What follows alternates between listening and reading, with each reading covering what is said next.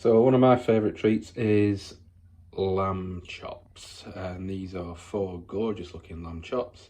So again, we're in using these trays from IKEA. Yep, it's a bit burnt, but that's what the Roccbox does to it, so that's why I don't mind so much shelling out for him.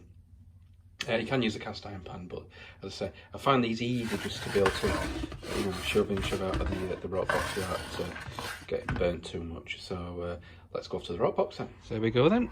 Let's get them straight in. So we've got on low flame again, and we're about 400 degrees or so. So these will start sizzling pretty quickly. And I can already smell the rosemary, the thyme that's already on there. And here we go, hear that sizzle.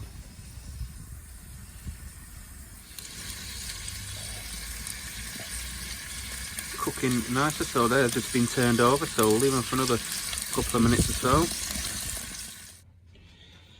So just one here, we'll open it up and we'll have a look what it's like inside.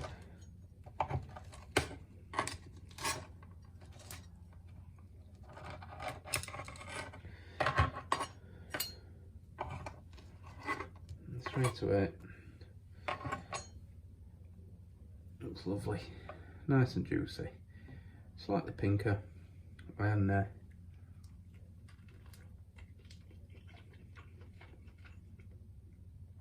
yeah, absolutely gorgeous. So again, there's a finished product. Again, 3 lamb chops.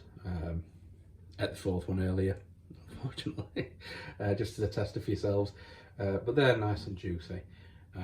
Again, you can serve a bit of salad and a bit of rice, or you can have the old mashed potatoes, but yeah, there you go. Couple of minutes each side again in the Roccbox. Doesn't need a lot of time in the Roccbox at 400 degrees. And again, that's lamb, salad and rice. Enjoy.